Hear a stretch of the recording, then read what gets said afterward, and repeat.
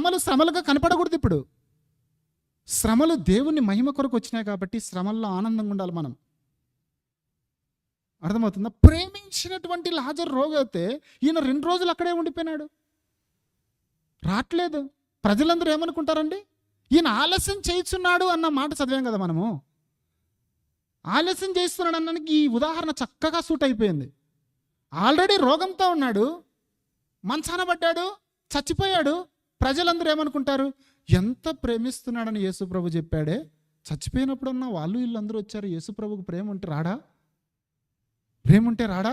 దొంగ ప్రేమ, నటన, అదంతా డూపు, ఇట్లా అనుకుని ఉంటారేమో అందరూ.